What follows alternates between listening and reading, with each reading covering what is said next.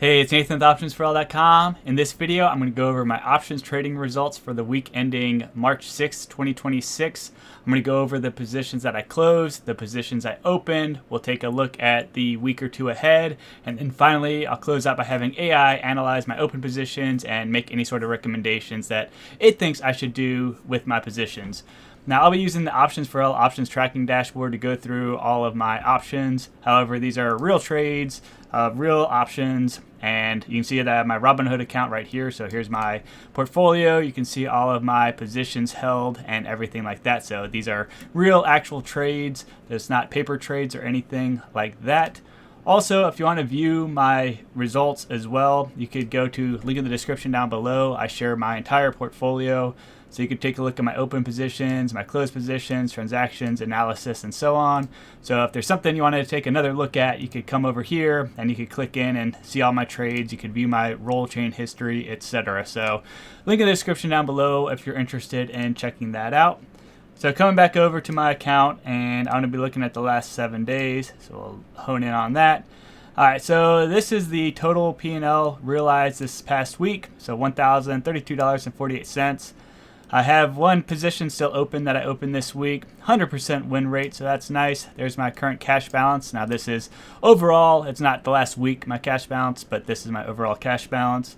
We can see that I made my money on Friday, March 6th, when all my options expired. Here's my benchmark comparison for the same time frame, so I'm crushing S&P 500, Bitcoin, and gold this past week. So had a good options trading week. Anyway, moving on, we'll go over the closed positions first, and then we'll look at the positions I opened. And most of these positions go hand in hand, like I opened and closed them in the same week, so we can knock out two birds with one stone. So here's the first one, MSTR. So I'm doing a covered call on MSTR, and you can see that I opened it this week as well. So same position. We'll take a look at it real quick.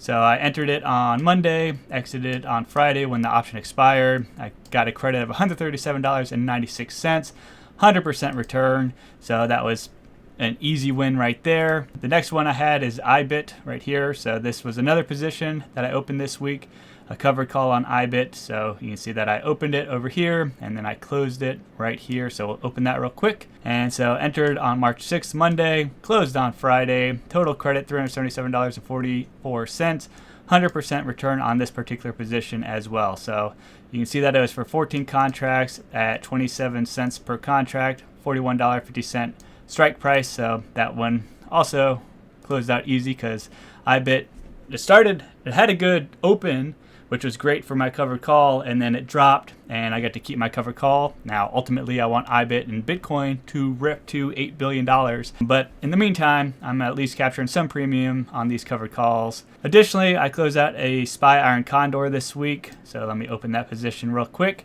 Now what I had been doing is opening up SPY iron condors every week with the goal to have them expire about 35 to 40 days into the future. I was doing it at the 20 delta with a $5 spread. So you can see that I have my short call and my long call, $5 difference between the spread. Same thing with my short put and my long put right here. So $5 spread, again, with the goal of them expiring in about 35, 40 days. And I was trying to make $400 to $500 a week. Now you can see this particular one I let expire completely, and I netted $517.08, 100% return. So it expired worthless, and I got to keep my entire credit. I have recently changed up my method here. I started doing iron condors with a wider width on the legs, and I had run a bunch of back tests to come up with that analysis. And now I've changed to another strategy, which I'll go over in just a second. So this was one of my older trades, and it closed out, and it was profitable, so that was good. Get that one, realize those profits there. All right, so I already went over these two, the MSTR and IBIT covered calls that opened and closed.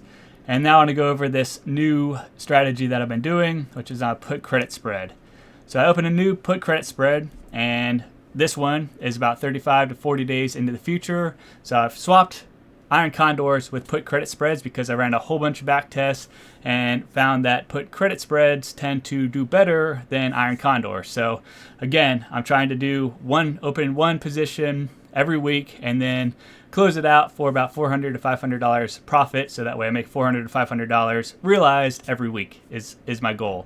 So that's a position that I opened right here. Now, also real quick, you might notice that my net P&L is only $121.84. And so coming on down here, you can see that I only traded one contract. So I did a short put at 657 strike price and a long put at 652, so $5 width between the strike prices. My short put delta is at 35, so that's where I put my short put delta.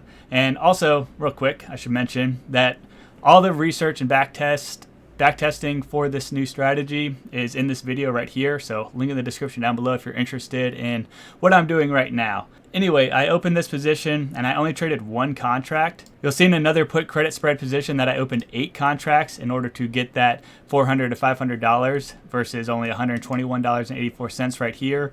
And that's because we had the whole war with Iran situation happening, and I was quite nervous actually to go into this position. So I only did one contract just to, have some skin in the game. Hopefully things calm down or the markets get a little less volatile in this week or two ahead and I can put on more contracts, but I was too nervous with the war and unpredictability of that. So that's why I only did one contract in this position. And so yeah, I'm not going to hit my $400 to $500 goal per week with this particular trade, but I just wanted some skin in the game.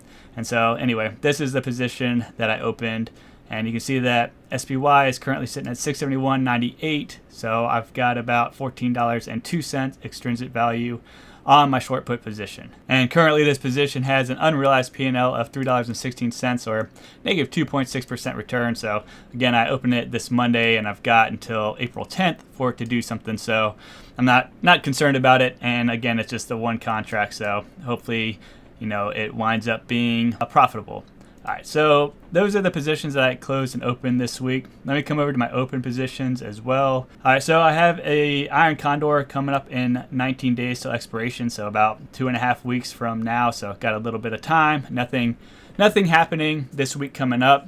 However, I'm going to open up another MSTR covered call. I'll do some more IBIT covered calls, and I'll open up another put credit spread on SPY. Whether I do one contract, 5 contracts, 10 contracts, we'll see how things are going tomorrow on Monday when the market opens up, and I'll kind of make a decision from there on how many contracts I put in, but I'll at least do one. So anyway, I have my iron condor going to 19 days. I'm at 35.9% return, unrealized P&L at $412 again. And so that's like right in my goal of $400 to $500 a week. I'm hoping I can squeeze some more out of it. The short call is 705. The short put is 635. Again, we're at 672.38. So we're like smack dab in the middle of those two positions. And so I'm going to let this one ride for a little bit. Hopefully it turns out okay and I can realize, $400 or $500 in a week or so from now. So there's that position. Here's the put credit spreads that I was talking about. So you can see last week I opened up 8 contracts. So let me open this position real quick. And we can see that my net P&L for this one was $952. So my plan is to sell it, close it early. When I get to a 55% return, you can see I'm now negative 28.2%, down $268 in this position. And so again, that's because the market's kind of taking a hit with the Iran situation kicking off. We can see that my short put position, strike price 668, expiration April 2nd. So hopefully things turn around here. Let me actually go ahead and chart this one out as well, see where AI thinks we're going to go by April 2nd. And you can see my long put position at 663 right there. So we'll go ahead and chart this and I'll click I agree. So this is available at chart.optionsforall.com. What you do is you enter your target date right here, enter your ticker symbol, click generate, it generates a chart. And so you get a pricing chart with candlesticks right here. It has EMAs on it as well, and Bollinger Bands. We have volume, RSI, the MACD. And so what it does is it generates that chart, and then we can feed it to AI, and AI analyzes that chart and gives us its technical analysis on where it thinks the price of the particular ticker symbol, so SPY, will be on our target date.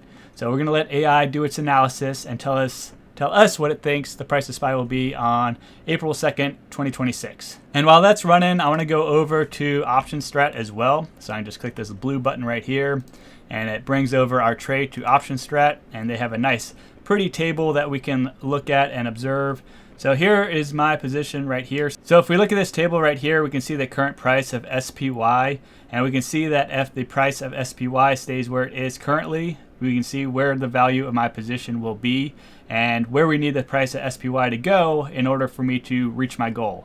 So if SPY shoots up to, $702 by March 13th, I'll be looking pretty good, and I might be able to close my position out early. Again, I'm trying to make like $400 to $500, so we're in that range. So we can see, looking at this table, where we need SPY to go by what date in order to reach our goal. So we can see right here, we need 702 by March 19th. If we keep going to the right, let's look. So if we go far enough out, we can see, it can get up to 685 by March 30th, and we've hit our goal.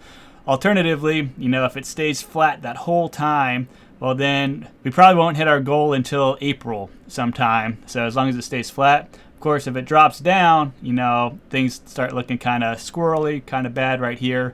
So hopefully SPY starts going up and I can close out my position. But I think this is a nice, helpful visual way to see like where we need the price SPY to go by what date in order to close out our position. So let's come back over here and see what AI thinks the price of SPY will be in the next 25 days. So they are bearish on SPY. Thinks it's going to be $671, just a 2.21% loss. And it gives us all the technical indicators, so RSI, EMAs, and explains why it thinks it's going to go to the price that it predicted. We have divergences in trends. It analyzes the chart patterns, potential scenarios, and overall bias is bearish. So AI thinks we're going to drop just a little bit, 671. Again, my short put position is 668, so that would be fine. It'd be kind of stressful the whole time. So let's zoom in real quick on this one. And here we have our 671. So on Thursday, April 2nd, that's when we finally flip to positive. And if it expires worthless, we get to keep our full $952 credit right there. So hopefully, we get a nice bounce up and I could close this position out early. Otherwise, it's going to be a little hairy as we approach the expiration date. All right, so moving on. That's the put credit spread. Again, if you're interested in this strategy, check out this video right here. I ran a bunch of back tests to come up with it, and hopefully it pans out well.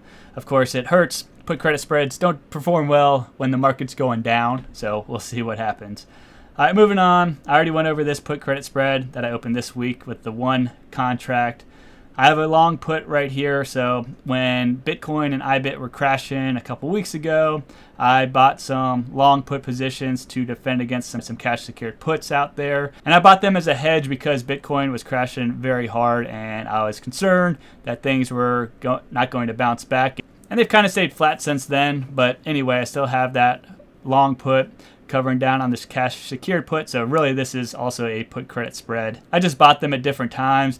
Additionally, you can see that this particular position has not been doing well. I'm at a $54 strike price. Current price of IBIT is $38.60, so it is deep in the money, which is not good for my cash secured put. You can see that I've rolled it several times. My roll chain is down $12,464. So this whole process has been very painful, and I have another video on the mistakes I've made with this particular trade. So link in the description down below if you're interested in that and not making the same mistakes that I have made on these cash secured puts. I have a covered call on SPY that expires in June 18th, so I got 102 days still, 660 strike price. I've rolled it, and I'm currently sitting on $259.92 of unrealized P&L, so this thing has flipped positive for the first time since I've basically had it. I have rolled it a couple times as well. And then I have a bunch of Leafs options on IBIT and then MSTR that I'm selling the covered call on, or the poor man's covered call on. So that's my portfolio in a nutshell. Nothing really to pay attention to this week ahead other than the iron condor and the positions that I'm going to open, which is another put credit spread on SPY, as well as covered calls on IBIT and MSTR. So those are the open positions. Now I want to come over to analysis and AI open positions and regenerate report. And so now I'm going to have AI take a look at my open positions and tell me what it thinks I should do in the next couple weeks. And I like doing this as like a second set of eyes on my portfolio. Of course, I went through and did my own research and analysis on my open positions. Now I'm going to have AI do its analysis on it, and maybe we agree, maybe we don't, but we'll see what it said. Alrighty, so AI has finished analyzing my open positions, and this is what it thinks. So the immediate action items: critical, the SPY iron condor that expires on March 28th, 18 days till expiration. Recommendation is for it to close now for $412 profit. Again, I'm going to let this one ride a little bit because I am like smack dab in the middle between my two short positions. So I think I got some more time and can squeeze a little bit more profit out of there.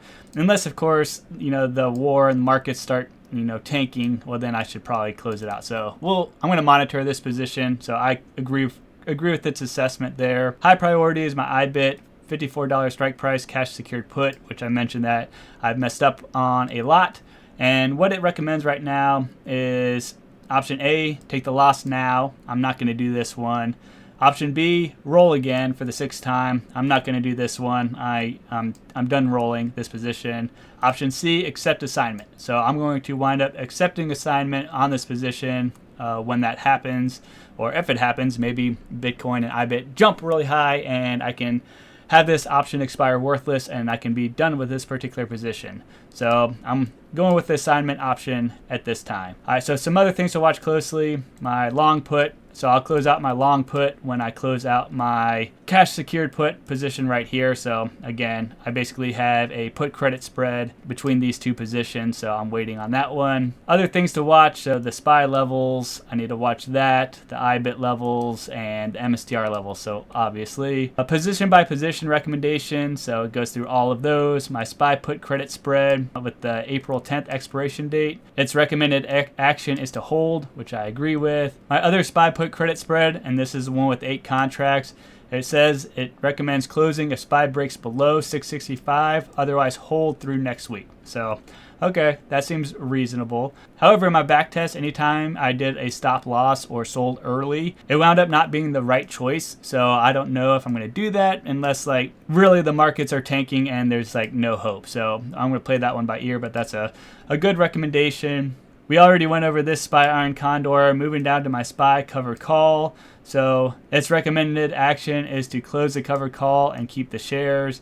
And it explains why right here. And that's because I've been capping gains at 660 while SPY is at 672. I'm leaving $1,238 on the table. So I'm going to leave that one alone for the time being. I don't think there's a sense of urgency on it.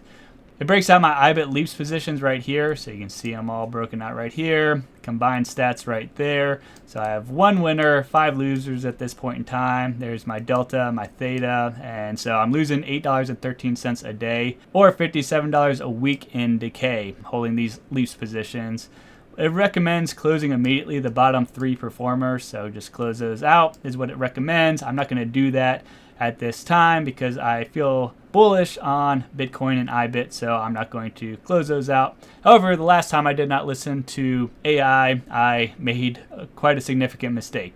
So maybe I should be listening to AI. Talks to me about my MSTR leaps position, recommends I hold it, my portfolio risk summary, and it goes through my overall exposure, my major concentration risk. I'm not going to go through all this, my theta decay analysis, and so it basically re-summarizes the actions it recommends, and it does a quick recap right here. So what success looks like this week: close my SPY iron condor, close my IBIT cash secured put, close my 3 worst IBIT leaps, and then close my IBIT long put as well. And I do agree with some of these recommendations, but not all of them. So anyway, I think it's just nice to have a second set of eyes on my portfolio, and that way I'm not like going at it alone.